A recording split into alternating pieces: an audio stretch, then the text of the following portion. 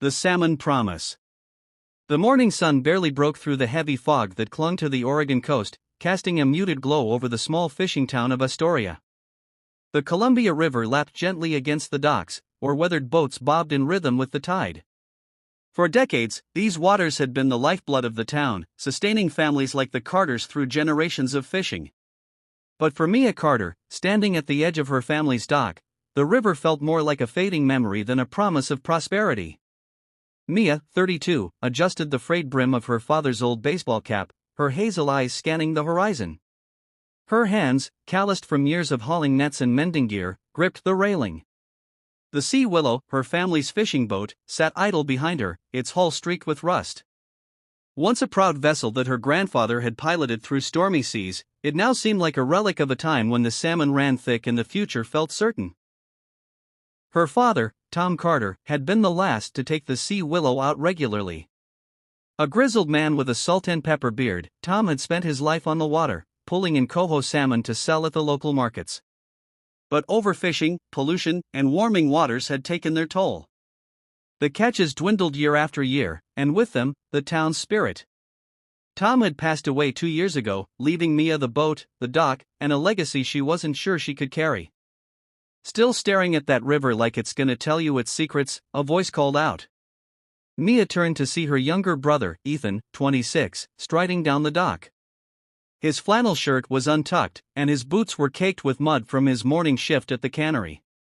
Ethan had never taken to fishing like Mia had. He preferred the steady paycheck of the cannery, even if it meant long hours and little pride. "It's not the river I'm looking at," Mia said, her voice soft but firm. "It's what's not in it." Ethan sighed, kicking a pebble into the water. "Salmon's been gone for years, Mia. You know that.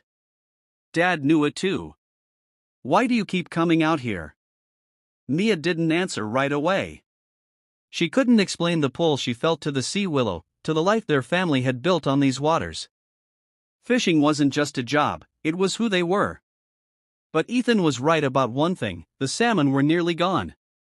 The wild coho populations had plummeted, and even the fish farms upriver were struggling with pollution and disease. The Carters, like many in Astoria, were barely scraping by. "I'm not ready to give up on it," she said finally. "Not yet." Ethan shook his head, but there was no malice in it. "You're stubborn, you know that? Just like Dad." Mia managed a small smile. "Yeah, well, someone's gotta be." As Ethan headed back to the cannery, Mia's gaze drifted to a flyer tacked to a nearby post.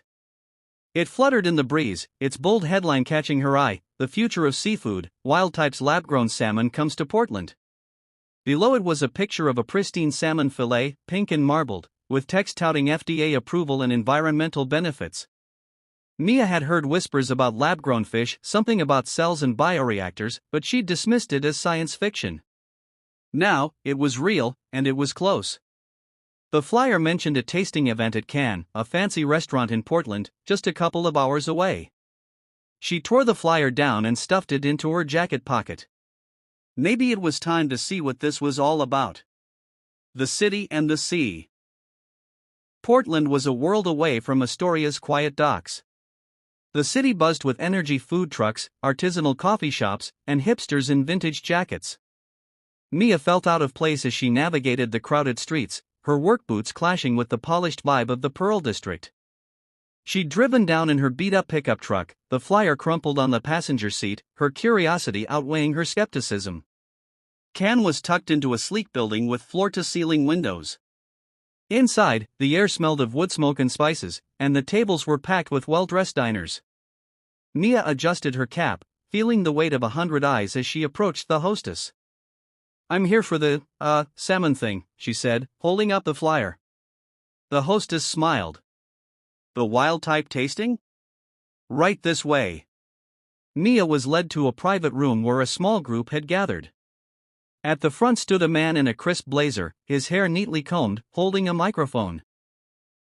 The name tag pinned to his chest read Justin Kalbeck, Wildtype co-founder. Beside him was a table with plates of salmon, each piece glistening under the soft lighting. "Thank you all for coming," Justin began, his voice warm but confident. Today, you're going to taste the future of seafood. Our cultivated salmon, approved by the FDA just last month, is a game changer. It's real salmon grown from Pacific salmon cells, not caught from the ocean or raised in a farm. No overfishing, no pollution, no antibiotics. Just pure, sustainable protein. Mia's brow furrowed. She'd spent her life pulling fish from the river. The idea of growing it in a lab felt unnatural, almost like cheating.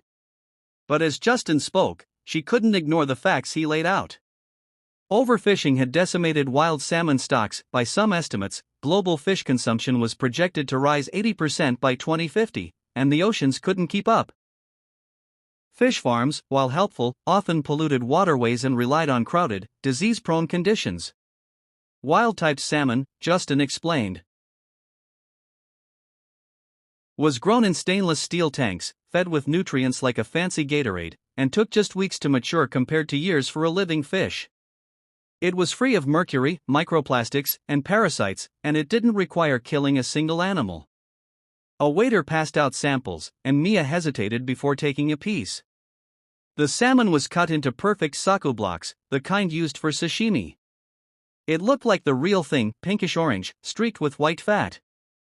She took a bite, expecting something artificial, but the flavor hit her like a wave, rich, buttery, with that unmistakable oceanic tang.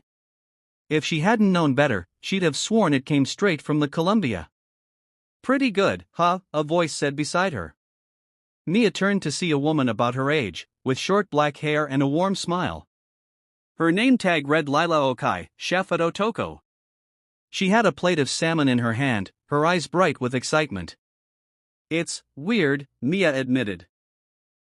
Tastes like salmon, but knowing it came from a lab? I don't know. Lila nodded. I get it. I was skeptical too. But I've been cooking with it, and it's the real deal. Plus, it's sustainable.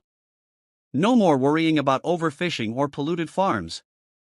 My brother's a fisherman in Alaska, and he's seen the stocks collapse. This could be a lifeline. Mia's chest tightened.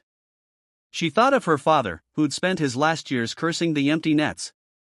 You think this could really change things? I know it can, Lila said. It's not about replacing fishermen. It's about giving the oceans a break. We need every tool we've got to feed people without wrecking the planet.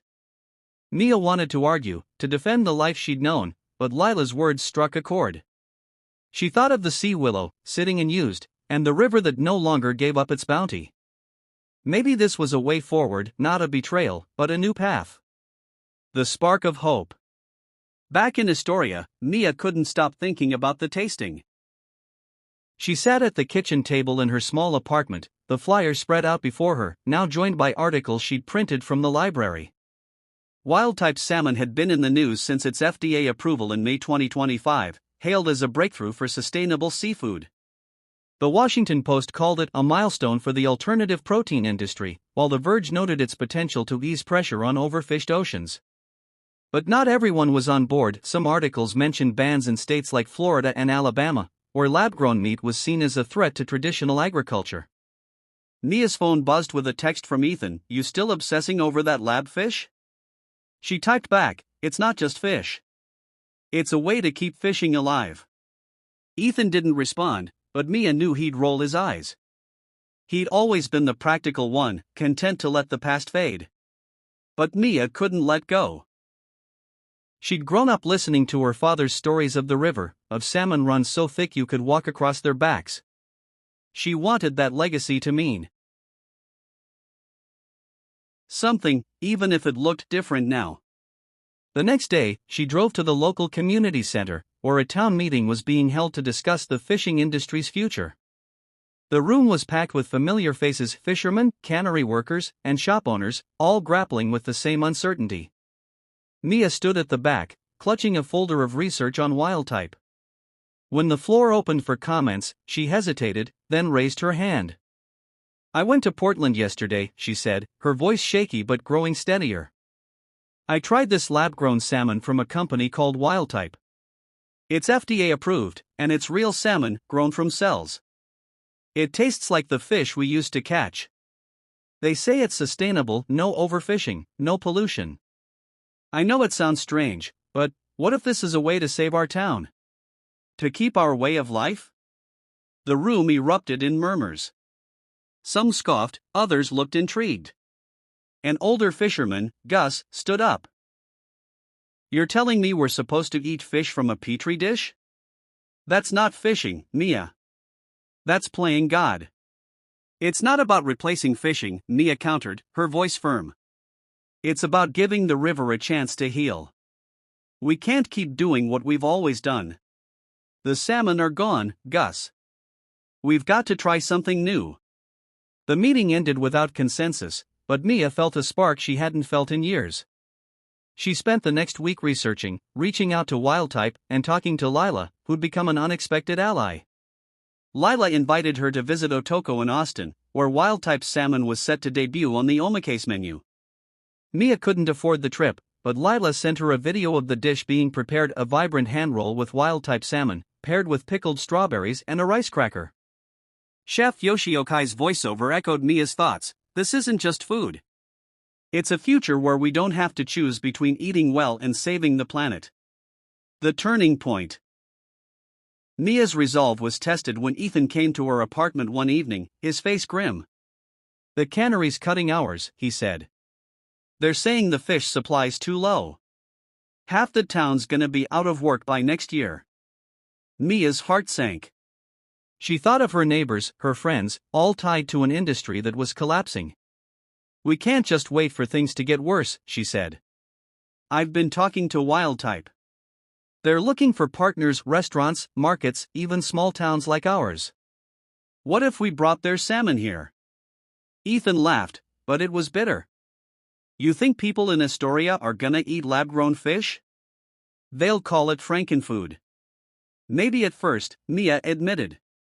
But what's the alternative? We lose everything? Dad wouldn't have given up. He'd have found a way. Ethan's expression softened at the mention of their father.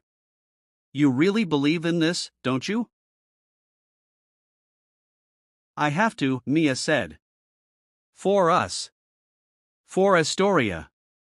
The next day, Mia organized a small tasting event at the community center, using samples Wildtype had sent her. She invited Lila to help prepare the dishes, and together they created a spread of sushi rolls, ceviche, and sashimi, all made with cultivated salmon. The townsfolk were hesitant, but curiosity and the promise of free food drew a crowd. Gus, the skeptical fisherman, took a tentative bite of a hand roll. His eyes widened. Well, I'll be damned, he muttered. Tastes like the real thing. Others followed suit, their skepticism giving way to surprise, then excitement. Lila shared her brother's story, how his fishing boat in Alaska was barely breaking even, and how cultivated salmon could take pressure off wild stocks. Mia spoke about the environmental benefits: no overfishing, no polluted farms, no mercury or microplastics. She showed them articles about Wildtype's FDA approval, emphasizing that this wasn't science fiction. It was real, safe, and happening now. By the end of the night, the room was buzzing with ideas. Some suggested partnering with Wildtype to supply local restaurants, others proposed a community market featuring cultivated seafood. Gus, still grumbling, admitted, if it keeps my grandkids fed, maybe it's not such a bad idea. A new legacy. Over the next few months, Mia became Astoria's unofficial ambassador for cultivated salmon. She worked with Wildtype to secure a contract for the town's co-op market, ensuring a steady supply of their salmon at prices competitive with farmed fish. The Sea Willow found new life as a floating classroom, where Mia and Lila taught kids about sustainable seafood, using the boat to share stories of the river's past and hope for its future. Ethan, initially resistant, came around when he saw the cannery's orders pick up, thanks to the new supply chain. He even started experimenting with recipes, creating a smoked salmon dip that became a local hit. The town began to heal, not by clinging to the past but by embracing a new way forward. One crisp fall morning, Mia stood on the dock, watching the sunrise paint the river gold. The Sea Willow rocked gently beside her, no longer a relic but a symbol of resilience. She thought of her father, who'd always said the river held secrets. Maybe this was one of them, a promise that innovation and tradition could coexist, that the legacy of fishing could live on in a world where the oceans were given a chance to breathe. As she boarded the boat, ready to take a group of schoolkids out for a lesson, Mia felt a weight lift. The salmon were back, not in the river, but in the hearts of her town. And that, she knew, was worth fighting for.